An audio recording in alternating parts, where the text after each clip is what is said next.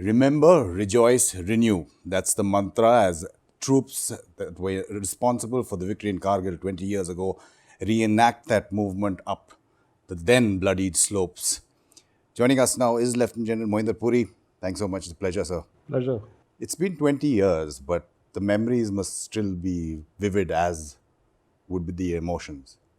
Oh yes, I think the memories and the emotions are going side by side. Memories of what all happened, what all transpired, how the division got inducted, what are the challenges we faced, and emotions, how we lost so many men. That is the biggest emotion of the day, I think. That my division alone lost about 268 killed. Well, that's a very large number for any formation. And these are emotions which will stay for a very, very long time. One of the reasons was the situation that happened, because there were certain, in a sense, your hands were tied behind your back. You couldn't cross the LC to regain those slopes, those heights, and the terrain, the weather, the fact that artillery or the ammunition that you needed. There were a lot of factors that were responsible for so many deaths. Yeah, at the beginning of the commencement of the operations, as you know, my division was in Sharifabad in the counter-insurgency role. And then we got inducted across the Zujila, and I took over Mashko and Daras sectors on the 1st of June. Thereafter, we did have our problems, but basically, I think I had adequate time to build up the logistics before I went into the first attack. So the challenges which we were facing were more from the climate, the weather conditions, hospitality of the terrain, the lack of real-time intelligence. Because we didn't know where the enemy was. Even it took us a better part of a week to finally, draw out a plan as to and make our own assessment of the enemy opposition. So I think about 10, 12 days were the most challenging period initially when we were in the preparatory stage. And you must remember my division was coming from a counterinsurgency environment. And to change into a conventional mode required a mind change Acclimatize. also. So to motivate the troops to, just gear them up for the operation, to reorientate their skills, that also was dovetailed into those 12 days which we had. You mentioned intelligence, and much has been talked about that, and that's on a lot of levels. It wasn't just intelligence on the military level. There were signs in 1998 itself that there were these incursions, and maybe even before. The political situation as well. Maybe, as you point out in your book, there was some political complacency because of the situation, the Lahore bus trip, the Lahore declaration. So it was a lot of factors that contributed to an intelligence failure, if you could call that. Yes, definitely. If you recall, the Prime Minister had gone to Lahore in February, and there was a certain amount of complacency in the sense that one felt that peace was very much on the cards at that point of time. But I think the failure of intelligence was not only, it was all encompassing, whether it was the civil intelligence agencies or whether it was the military intelligence or whether it was the troops in contact. We failed at all levels as far as gaining an accurate assessment of the enemy. And I think the defense minister of the day also made a remark when he came to Srinagar that within 48 hours we'll be able to resolve this problem. So, for the better part of May, we didn't have an accurate assessment as to where was the enemy, in what strength was he, and what were the aims, the political and the military aims of this operation. It's being talked about as then General Musharraf, later President Musharraf. Tactically, he was very strong, but strategically, maybe he hadn't predicted what would happen in terms of a democracy which was seen as lame duck at that moment, responding the way it did. So, in a sense, that was a stage when 1998, don't forget the nuclear test. So, was that a stage where India probably called Pakistan's nuclear bluff for the first I time? think so. And when you say that he had gone into this operation, tactically, I think it was a brilliant operation by Pakistan. And I think I mentioned it in my book also that, but they could not see the end conflict as to how the conflict is going to terminate. And I think this was their biggest drawback. They didn't war game the entire operation. They didn't cater for our quick response, where the surprise factor was in our favor at that time, although we were surprised initially. But our counter-offensive was also surprised them to a large extent. So I think all these things put together made it a bit difficult for the Pakistanis to you know implement or to go through their complete tactical plan. So, General Puri, in that sense, would you say calling Pakistan's bluff then has subsequently also happened both with the surgical strikes in Uri and post Uri, and then the Balakot attack as Yeah, well? I think this even that time, as military men, we felt that it was time to call the Pakistani bluff. But then there are political reasons why you don't enlarge the scope of the conflict and all. But definitely now we have called the Pakistani nuclear bluff. Otherwise, you recall at every small instance, the Pakistanis would play the nuclear card, whether it was 2611, whether it was any other trans-border aggressions, they would always play the nuclear card. So I think now they've learned a lesson, and I suppose they know that that it's empty talk as far as the nuclear angle is concerned. And as a military strategist, what is the lesson learned when you talk about two nuclear powers and conventional warfare? What should we be training for? Subconventional, proxy wars, these kinds of incursions. The proxy war, hybrid war, these are things which are going to be the future of our military strategy.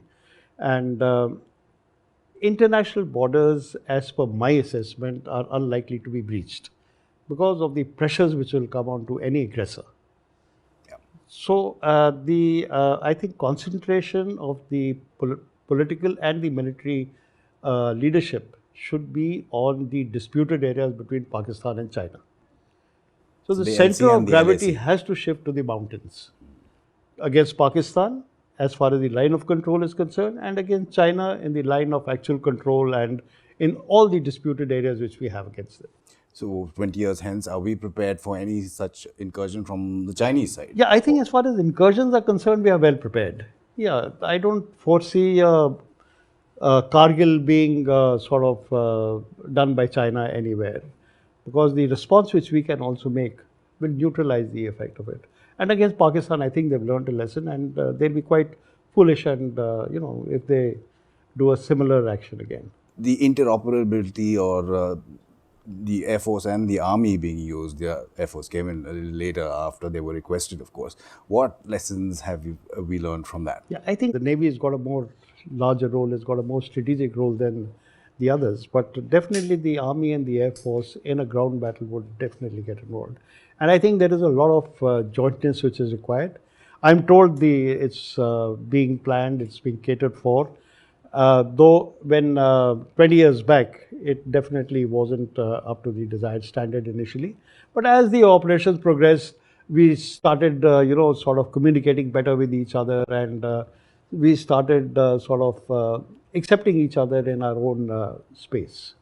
Leadership, you point out, is so important in any circumstance, but especially here. There is a lot of talk about how possibly the Air Force could have done more, even though they had to acclimatize as well and they hadn't flown at such heights. There were night raids, but again, the location that they had to hit, as you point out, should ideally have been from south to north, but instead it was east to west because they were on the reverse side of the slopes.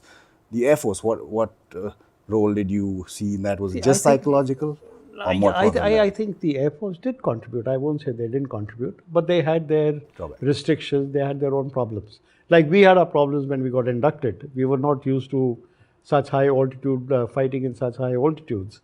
The Air Force similarly were not trained to fight in such high altitudes. They didn't have the ordnance to cater for the type of targets which they were to engage.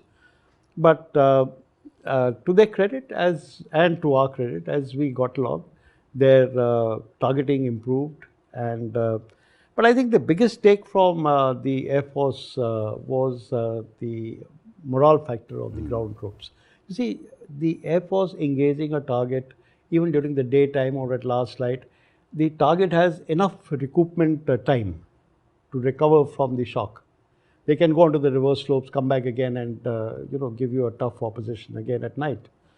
And the Air Force, because at that time they didn't have the night fighting capabilities, so all this was a handicap as far as the deployment of Air Force was concerned.